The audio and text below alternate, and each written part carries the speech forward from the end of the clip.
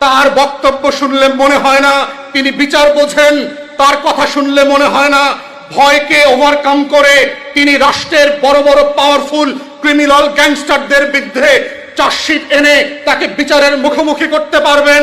তার বক্তব্য শুনলে মনে হয় না আওয়ামী লীগের বিরুদ্ধে দাঁড়ায় 24-এর গণ অভ্যুত্থানের আকাঙ্ক্ষা বাস্তবায়ন করতে পারবেন।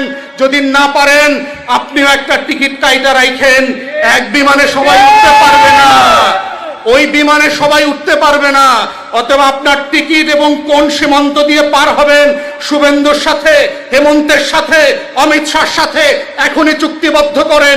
কত টাকায় 5 বছর পরে ইনফ্লেশন সহ ওটার জন্য এই বাজেটে এখনই বরাদ্দ রাখেন, কারণ পালানোর টিকিট কাটতে হবে। যদি বিচার ঠিক মতো না করেন, যারা বিচার পাবে না, যারা সংস্কার পাবে না, সেই জনগোষ্ঠীকে আপনি অন্য কোনো কিছু দিয়ে তুষ্ট করতে পারবেন না। কার্ড শুধু এলএনজি এসএমজি কার্ড দেওয়া হবে না, প্রতিটা পাড়ায় পাড়ায়, মহল্লায় মহল্লায়, বাড়িতে বাড়িতে গিয়ে 1 বস্তা করে কার্ড দিয়ে আসলেও শহীদ পরিবার 24-এর তরুণরা বিচারের দাবি থেকে ফিরে আসবে না। 20 কোটি কার্ড দিলে পরেও বাংলাদেশে বিচারের দাবি থেকে 24-এর তরুণরা ফিরে আসবে না, বিচারের দাবি থেকে বাংলাদেশের আহত পরিবারগুলো ফিরে আসবে না, গণ অভ্যুত্থানের তরুণ শক্তিরা ফিরে আসবে না। এবং এই বাস্তবতা যদি আপনারা না বোঝেন, তাহলে মনে রাখবেন 17 বছরে আপনাদের কি রাজনৈতিক পরিণতি হয়েছিল, যে এই পরিণতি আপনারা সমাধান করতে পারেন নাই। ঈদ আসছে, আন্দোলন হয় নাই, কোরবানি গেছে, কোরবানি আসছে, গরু জবাই হয়েছে, বাংলাদেশের বিরোধী দলের হাজার হাজার নেতা কর্মীরাও জবাই হয়েছে, কিন্তু হাসিনা পড়ে যায় নাই।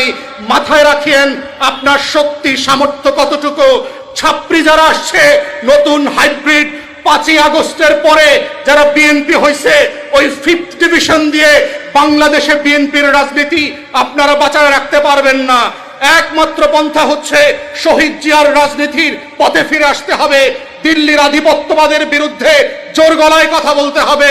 24-এর গণ অভ্যুত্থানের আকাঙ্ক্ষাকে, রক্তকে প্রতিটা আখরে আখরে বাস্তবায়ন করতে হবে। এবং সেক্ষেত্রে 24-এর প্রত্যেকটা ফোর্স আপনার পক্ষে বসেন, আর ট্রেজারি বেঞ্চের অপোজিশনে বসুক, সবাইকে নিয়ে আপনাদের এই আকাঙ্ক্ষাগুলো বাস্তবায়নের লড়াই করতে হবে। মনে রাখবেন সময় কিন্তু খুব দ্রুত চলে যাচ্ছে, ক্ষমতার চোখে কিন্তু ইতিমধ্যে ছানি পড়া শুরু করেছে। আপনারা ইতিমধ্যে বিভিন্ন গ্রামগঞ্জ ইউনিয়নের জমিদারি ক্লেম করা শুরু করেছেন।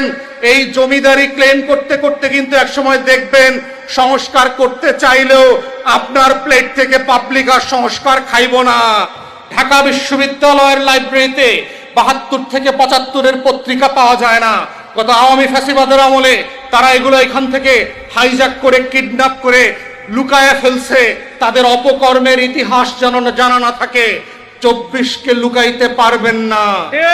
কোন বাহিনী দিয়ে, কোন পত্রিকা অফিস থেকে ইতিহাস গায়েব করবার জায়গাতে আমরা এখন আর নাই।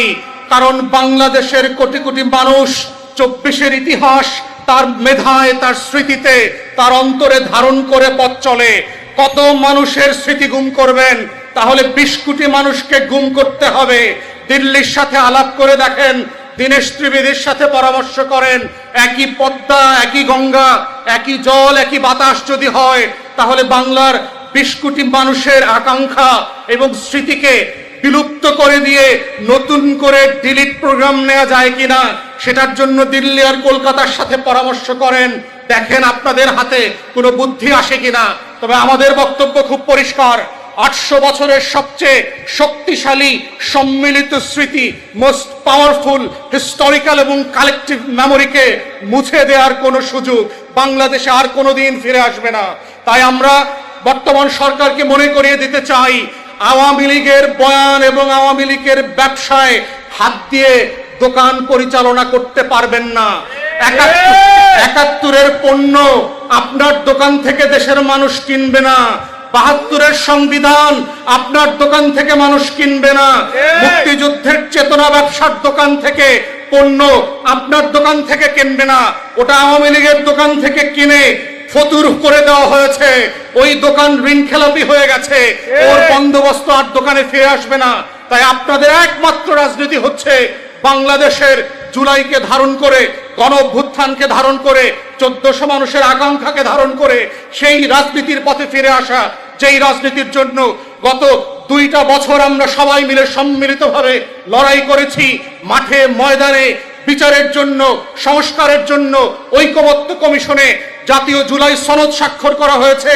সর্বশেষ গণভোটে, রেফারেন্ডামে দেশের 5 কোটি মানুষ হ্যাঁ ভোট দিয়ে সেইটাকে সিলগালা করে দিয়েছে, যেইটাকে আজকে আপনারা নাকচ করবার চেষ্টা করছেন।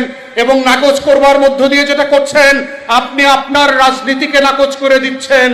বাংলাদেশের তরুণদের সাথে কথা বলেন, আপনার রাজনীতির এই অপরিপক্কতা গত 2 বছরে কোন লেভেলে পৌঁছেছে যে আপনার দল, আপনার ছাত্র সংগঠন রিক্রুট করবার জন্য ক্যাম্পাসে ছেলে মেয়ে পাচ্ছে না, হল দখল করবার জন্য কাকা ভাতিজা আঙ্কেলদেরকে 2003-4 সেশন থেকে এনে বিশ্ববিদ্যালয়ের ধান কাটা ভিসিকে দিয়ে, হল প্রভোস্টদেরকে দিয়ে হলে উঠানোর জন্য চেষ্টা করছে।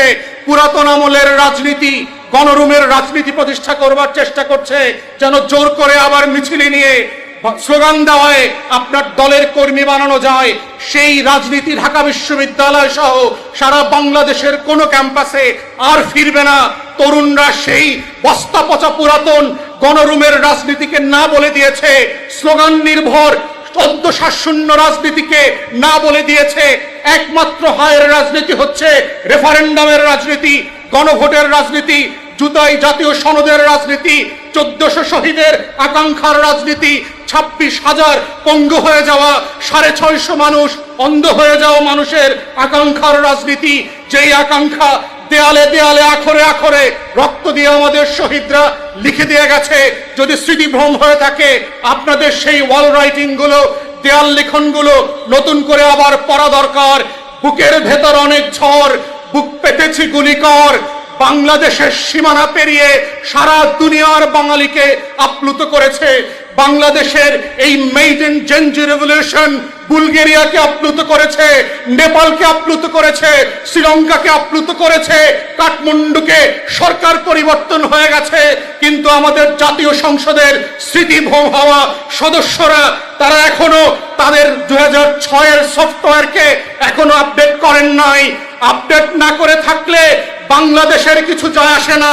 আপনার স্মৃতি, আপনার মোবাইল সহ আপনার রাজনীতি বন্ধ হয়ে যাবে।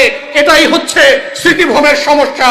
এবং এটা শিক্ষা নেওয়ার জন্য আপনাদেরকে আবার ফিরে আসতে হবে বিচারের প্রক্রিয়ায়, সংস্কারের প্রক্রিয়ায়। এর বাইরে বিকল্প কোনো অপশন আগামী দিনের বাংলাদেশের সামনে খোলা নাই। বিচারের ব্যাপারে আমরা বলছি, আইসিটিতে নতুন করে যে দলীয় দালাল একটা অযোগ্য চিফ প্রসিকিউটর দেওয়া হয়েছে, তার বক্তব্য শুনলে মনে হয় না তিনি বিচার বোঝেন। তার কথা শুনলে মনে হয় না ভয়কে ওভারকাম করে তিনি রাষ্ট্রের বড় বড় পাওয়ারফুল ক্রিমিনাল গ্যাংস্টারদের বিরুদ্ধে চার্জশিট এনে তাকে বিচারের মুখোমুখি করতে পারবেন। তার বক্তব্য শুনলে মনে হয় না আওয়ামী লীগের বিরুদ্ধে দাঁড়ায় 24-এর গণ অভ্যুত্থানের আকাঙ্ক্ষা বাস্তবায়ন করতে পারবেন।